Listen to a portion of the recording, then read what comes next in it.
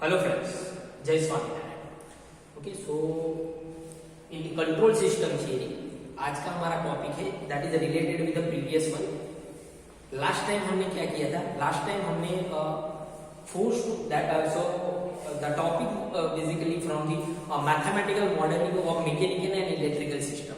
वो हमारा टॉपिक है और उसका सब टॉपिक है कि भी मैकेनिकल मॉडल को हम इलेक्ट्रिकल मॉडल में किस तरह कन्वर्ट करते हैं। तो उसमें हमारे पास दो फॉर्म है, एक है force to voltage analogy and force to current analogy. तो लास्ट टाइम हमने एक एग्जांपल सॉल्व किया था with the force to current analogy. Okay, mechanical model को इलेक्ट्रिकल मॉडल में हमने कन्वर्ट किया था।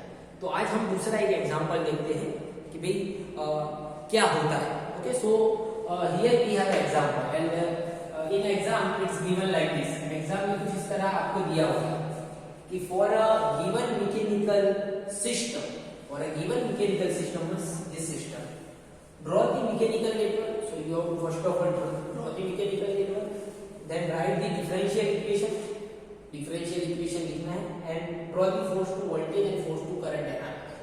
ओके, सो अभी हमने डिफाइन किया है force to current analogy. Okay, so हमारा पहला काम क्या है? पहले तो सिस्टम को समझो कि क्या दिया हुआ है हमें। तो यहाँ आप देख सकते हो कि भाई दिस इज अवर रेफरेंस, ये हमारा रेफरेंस है। We have a two mass m1 and m2, दो मास है हमारे पास। Then we have a spring k1 and k2, दो स्प्रिंग है। एक डैम्पर है एंड दो डिस्प्लेसमेंट है, दो डिस्प्लेसमेंट x1 एंड x2 है। ओके, सो वो यहाँ दिख रहा है एंड फोर्स यहाँ लग रहा है, फोर्स m1 भी लग रहा है। तो ओवरऑल एनालिसिस आप कर लो कि भाई क्या है, स्टेप किस तरह फॉलो करने की। यहाँ आप देख सकते हो कि पहले तो हमें डिसाइड करना है कि नोड कितने होंगे, कि नोड के हिसाब से इक्वेशन से डिफाइन होंगे। सो हमने आगे भी बोला है कि नोड किस पे डिपेंड करते हैं, नोड डिस्प्लेसमेंट पे डिपेंड करते हैं। तो here we have a two displacement x1 and x2, so we have a total number of node that is 2, total number of node equal to number of displacement. Okay, then mass m1, so mass m1 is connected to x1। तो मास m1 कहां connect होगा? x1 के साथ connect होगा and mass 2 is connected to x2, mass 2 x2 के साथ connected है। Then spring k1, सो spring k1 किसके साथ कनेक्टेड है? रेफरेंस के साथ एंड m1 के साथ। सो spring k1 is connected between x1 and reference. we can say means मास के साथ दैट मींस x1 के साथ, बिकॉज़ नोड x1 डिसाइड कर रहा है। सो स्प्रिंग k1 कहां कनेक्ट होगा? x1 and reference. Spring k1 is connected between x1 and reference, whereas k2, तो k2 कहां कनेक्टेड है? so k2 is connected between x1 and x2। k2 कहां connect होगा? x1 and x2 के साथ। Same way b1 connected between x1 and reference, b1 connected between x1 and this reference। so अब वही phenomena circuit पे apply करते हैं तो मैकेनिकल मॉडल किस तरह होगा? तो ये हमारा हो गया फोर्स, पहले हमने लिख दिया फोर्स। जैसे हम वोल्टेज इलेक्ट्रिकल में करते हैं वही यहाँ फोर्स के फॉर्म में कन्वर्ट करना है, तो फोर्स यहाँ हो जाएगा। फोर्स कहाँ कनेक्टेड है? तो फोर्स के साथ मास m1 कनेक्टेड है। तो पहले हमें डिसाइड करना है कि नोड कितने, तो नोड हमारे पास दो है, तो हमने डिसाइड कर लिया node 1 and node 2। So node 1 that is x1 and node 2 that is x2। So x1 के साथ क्या कनेक्टेड है? सो x1 के साथ कनेक्टेड क्या क्या हो रहा है? सो x1 के साथ m1 कनेक्टेड है, b1 and k1, also k2 is there. So x1 के साथ क्या कनेक्टेड होगा? एक होगा m1, तो x1 के साथ m1 and then reference, then b1, so b1 and reference and k1 and reference, k1 and reference, so k1 reference. Okay, so ये हमारा हो गया एक नोड का कनेक्शन। अभी x1 के साथ ये वाला पोर्शन भी कनेक्टेड है x2, तो सॉरी k2, तो k2 भी कनेक्ट कर दिया। अब k2 कहां कनेक्ट हो रहा है? k2 नोड 2 पे कनेक्ट हो रहा है और नोड 2 पे m2 भी है। सो k2 नोड 2 पे कनेक्ट हो रहा है और वहां m2 भी कनेक्टेड है। Okay, so I think now you have a clear with this कि भाई इसमें से हमने सर्किट किस तरह बनाई है। ओके, सो ये IMP है कि भाई आपको यहां से यहां कन्वर्ट करना है, फिर तो इक्वेशन ही डिफाइन करने है। तो इस मॉडल में से ये मॉडल बनाना, that is IMP we can say. Okay, तो ये हमारा मॉडल हो गया। अब तो हमें मैथमेटिकल इक्वेशन ही डिफाइन करने हैं। तो here we have a two node, यहाँ हमारे पास दो नोड है x1 एंड x2, तो दो इक्वेशन डिफाइंड हो गए। लेट्स से कि भाई x1 पे इक्वेशन क्या होगी, तो x1 पे क्या होगा, एट नोड x1, तो यहाँ फोर्स क्या होगा, सो Ft इक्वल टू क्या होगा, standard equation of mass m1, so m1 d square x1 by dt square, m1 d square x1 by dt square, जो मास का इक्वेशन है। स्प्रिंग का क्या है, k1 और x1, k1 और x1, फिर आएगा d1 का क्या है, dx by dt, तो यहाँ क्या है, d1 है और x की जगह x1 है, तो d1 dx1 by dt plus, अब x1 के साथ k2 भी कनेक्टेड है, तो k2 का क्या होगा, k2 का, अब देखो k1, ये k1 के साथ क्या था, only 1x is connected, but k2 के साथ 2x, सो यहाँ क्या हो जाएगा, डिफरेंस ऑफ दिस टू, तो अब यहाँ से कंसीडर में ले रहे हैं, सो दैट्स व्हाई k2 क्या हो जाएगा, k2 in bracket x1 minus x2, k2 in bracket x1 minus x2, जबकि यहाँ k1 इनटू x1। ओके, तो ये हो गया एक equation at node 1, then we have a node 2 that is x2। Okay, so at node 2 क्या equation होगा, तो फोर्स यहाँ कौन सा लग रहा है, दैट इज 0, बिकॉज़ फोर्स तो यही लग रहा है, यहाँ फोर्स की वैल्यू 0 होगी, तो 0 इक्वल टू, तो यहाँ कौन से एक तो आएगा मास का equation that is m2, so m2 d square x2 by dt square, तो m2 d square x2 by dt square plus k2 भी है। अब यहां से कंसीडर में ले रहे हैं, तो k2 in bracket x2 minus x2, अब क्या होगा, x2 माइनस x2, बिकॉज यहां से हम कंसीडर में ले रहे हैं, अगर यहां से कंसीडर ले रहे हैं तो that is x1 minus x2 था, जो हमने ऊपर किया, जबकि यहां x2 माइनस x2। ओके, तो अब इस इक्वेशन का भी लाप्लास लेते हैं और इसका भी लाप्लास लेते हैं। लाप्लास हमें पता है, इसका अगर लाप्लास करो तो देखो capital Fx plus d square है तो x स्क्वायर हो जाएगा, डेरिवेशन का स्क्वायर है तो x स्क्वायर, m1 तो कांस्टेंट है और x capital x, same way k1 x1 s plus b1 s, b derivation का ओनली 1s होगा, सिंगल डेरिवेशन है, that's why same way k2 in bracket x1s plus x2s, ये हमने इसका Laplace लिया है। ओके, सेम ये इसका भी लाप्लास क्या होगा, सो ये हमारे पास ये इक्वेशन था, तो इसको मैंने कुछ अलग तरीके से लिखा है कि भाई मैं k2 को इस साइड ले लिया गया, तो k2 माइनस है तो कॉमन निकाल रहे हो, तो I can write k2 in bracket x1 minus x2 equal to m2 d square x2 by dt square, ये इक्वेशन को इस तरह लिख सकता हूं। Okay, now taking the Laplace, अब हम लेते लाप्लास को, तो क्या होगा, k2 in bracket x1s minus x2s equal to x square हो जाएगा इसका m2 एंड x2s। सो हमारे पास लाप्लास वाले दो इक्वेशन डिफाइंड हो गए हैं, नोड 1 एंड नोड 2। ओके, अब हमारा काम है कि भाई उसको कन्वर्ट किस में करना है, फोर्स टू वोल्टेज या फोर्स टू करंट एनालिसिस, दोनों पूछा है, force to voltage, force to current. तो पहले हम करते हैं force to current analysis, force to current analysis में कन्वर्ट करते हैं, दैट मींस पैरामीटर हमें याद होने चाहिए कि भाई मैकेनिकल में ये पैरामीटर है तो इलेक्ट्रिकल में कौन से पैरामीटर हो रहे हैं। सो मैंने यहाँ लिख दिया है कि जो फोर्स है वो क्या हो जाएगा, करंट हो जाएगा, m की जगह आप c कैपेसिटर लिख सकते हो, b की जगह 1/r रेसिप्रोकल ऑफ r लिख सकते हो, k की जगह 1/l और x की जगह 5 लिखना है, तो ही force to current analysis formula. Okay, तो replacing equation 1 and 2 by this data, force to current analysis में कन्वर्ट कर रहे हैं, तो फोर्स की जगह क्या होगा, सो फोर्स की जगह करंट I आ गया, x स्क्वायर m1 की जगह क्या लिखते हैं, m की जगह c, तो यहाँ m1 है तो यहाँ c1, x की जगह क्या लिखना है, x की जगह 5 लिखना है, तो x1 है तो 5/1, सेम वे k1 की जगह क्या लिखना है, 1/L1, सो हो गया 1/L1। Okay, x1 that means 5s, so 5s, then we have s, b1 की जगह 1/r, so 1/r1 we can say, okay, and same way k2 की जगह 1/L2, 5s plus 5s। okay, ये हमने कन्वर्ट किया। Okay, अब इसमें ये जो चीज है 5 वाली, उसको हम कन्वर्ट कर दें विद वोल्टेज। तो वोल्टेज का इक्वेशन हमारे पास है v इक्वल टू d∅dt। अगर इसका लाप्लास लोगे तो आपको पता है ये मिलेगा। Okay, so here you can say कि भाई इसकी जगह मैं वोल्टेज लिख सकता हूँ s phi s है तो I can right vs। So s भी है और phi 1 s है, तो phi 1 s है तो v1 हो जाएगा। सो एक s लेते हैं और एक phi 1 s, तो उनकी जगह आई कैन राइट किसी जगह ये लिख सकता हूँ s c1 v1 s, ये लिख सकता हूँ। तो बस वही लिखा है s c1 v1 s। Okay, plus 1 upon, तो phi s की जगह क्या लिखना है, तो phi s क्या हो जाएगा vs अपॉन s हो जाएगा।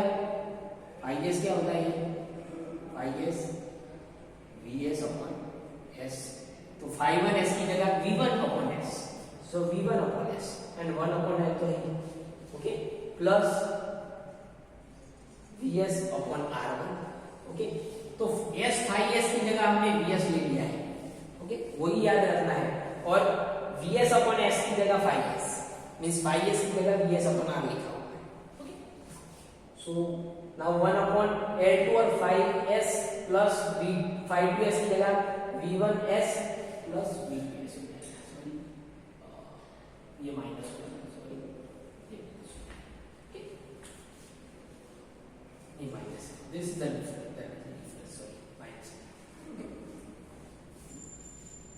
हो गया। तो हमें अब ये इक्वेशन मिल गया।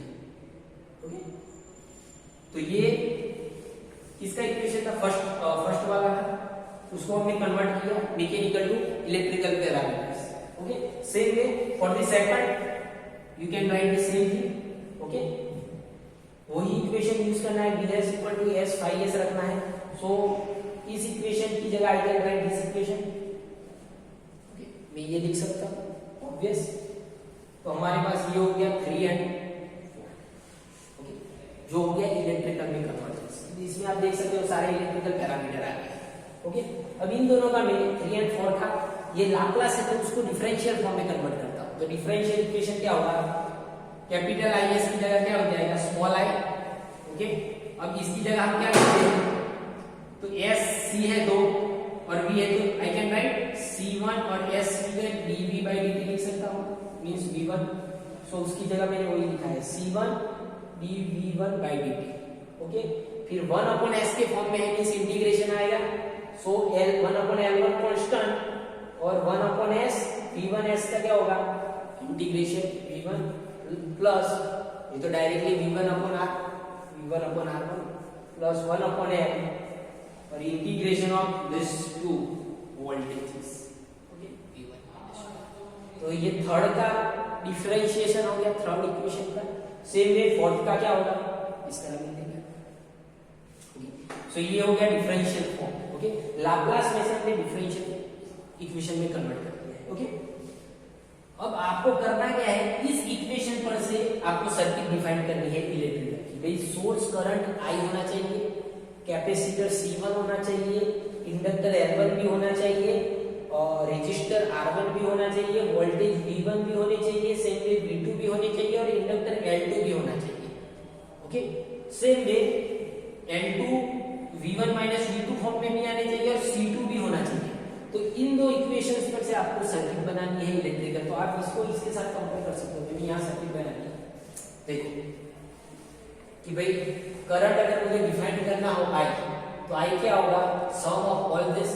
सो ये करंट क्या होगा, इस कैपेसिटर का करंट क्या होता है, कैपेसिटर का करंट C dv/dt होता है।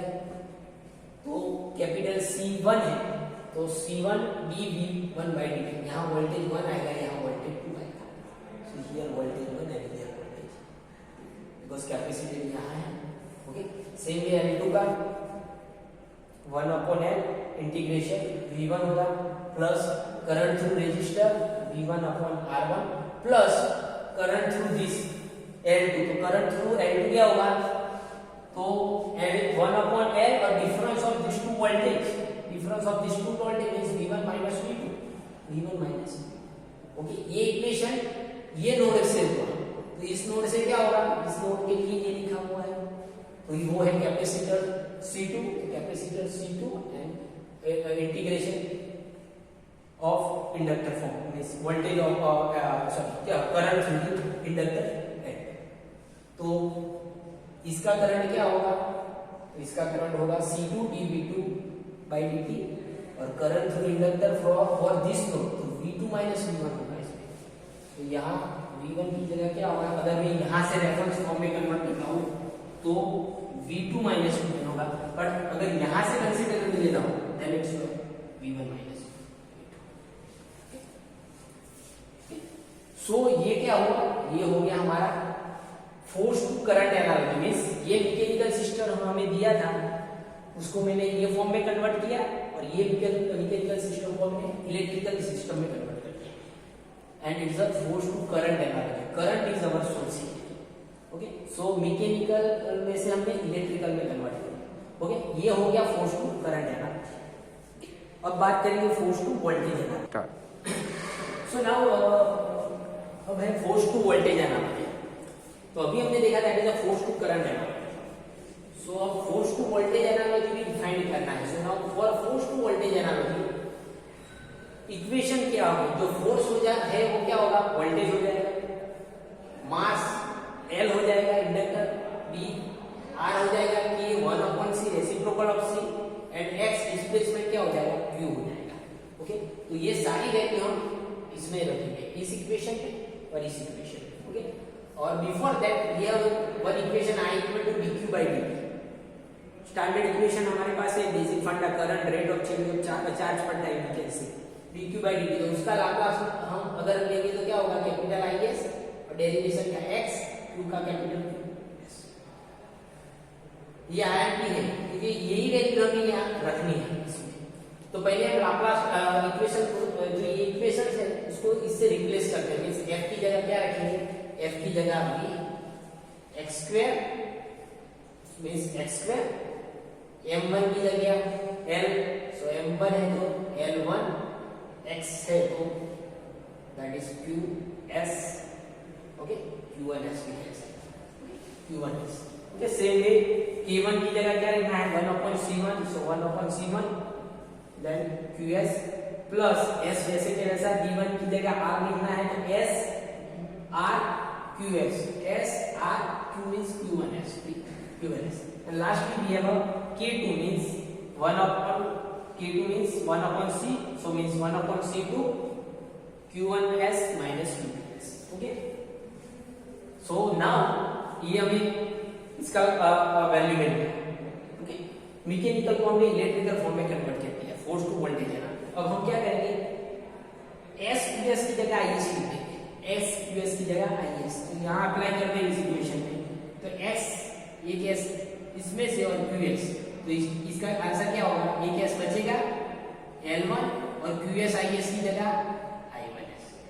वही लिखा है S1 means S sorry L1 same way 1/x, because QS की जगह हम क्या लिख सकते हैं, IS/S लिख सकते हैं। सो QS की जगह IS/S लिखा है, means I1S/S plus R QS की जगह I1S प्लस 1/QS की जगह IS, तो वही लिखा है। और ये सेकंड वाला, सेकंड इक्वेशन को मैंने डायरेक्टली ट्रांसफॉर्म करके लिखा हुआ है, I have written directly. Okay, so हमारे पास ये दो इक्वेशंस भी आ गए, 3 एंड 4। ओके, सो ये मैकेनिकल को हमने इलेक्ट्रिकल लाप्लास फॉर्म में भी कन्वर्ट कर दिया। अब इसको हम डेरिवेशन फॉर्म में कर सकते, डिफरेंशियल इक्वेशन में कन्वर्ट करेंगे।